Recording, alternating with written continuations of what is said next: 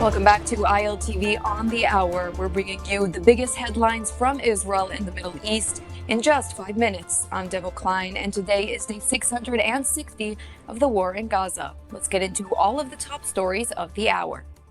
We start our hour with developments in the Gaza war. This morning, the IDF released the names of 2 fallen soldiers. They were named as Captain Amir Saad, age 22, from Yanuch and Sergeant Hinon Nuri Elvana, age 20, from Kiryat Tivon. Both soldiers served in the Golani Reconnaissance Unit. According to the IDF probe, the 2 soldiers fell in an explosion that was planted by Hamas terrorists that detonated near them in the south of the Gaza Strip. The publication of the 2 fallen follow a weekend announcement by the IDF of another fallen soldier. The fallen was named as Sergeant Major in the reserves, Betzalel Yoshua Mosbacher, age 32, from Avnei Eitan.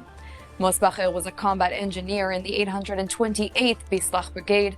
He was critically injured in operations on July 19th when his vehicle struck an explosive device in Khan Yunis, an explosion that left another soldier critically injured. Mosbacher over the weekend succumbed to his wounds. May all 3 rest in power, and may their memories be a blessing.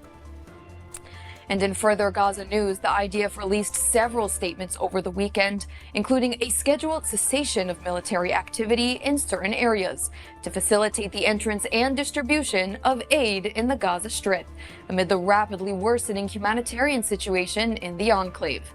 In a dramatic video released by the IDF, boxes of aid are seen being dropped over the Gaza Strip. This in another attempt by the IDF to avoid Hamas interference. And in addition to the release of these videos, the IDF announced a new operation in cooperation between troops on the ground and Kogat. The IDF will pause operational activity in the following areas: Al-Mawasi, Deir el-Balach, and Gaza City from 10 a.m. Israel time Sunday until 8 p.m. Israel time for humanitarian purposes. The IDF have also designated a safe route for UN workers and humanitarian convoys to pass through the Strip safely to increase the distribution abilities within the Strip.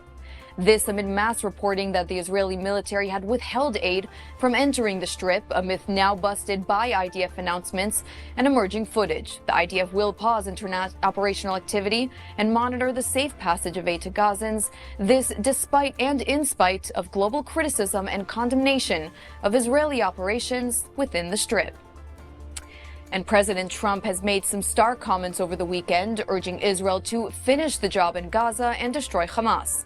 This following the recent developments in ceasefire negotiations. Trump's impressions of Hamas's unwillingness to agree to any form of deal has pushed the American president to adopt a Netanyahu-like attitude toward IDF operations within the enclave. Let's take a quick look at the clip.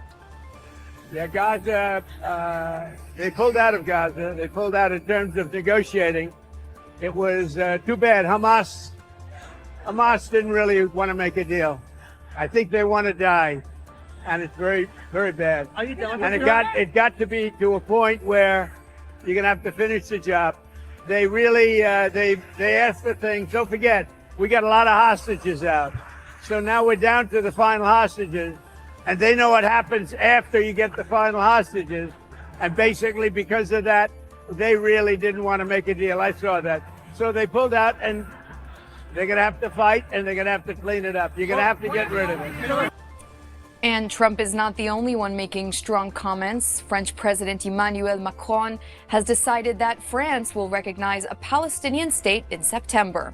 The announcement came via the French president's Twitter, in which he expressed that he has decided to make the announcement at the UN General Assembly in September.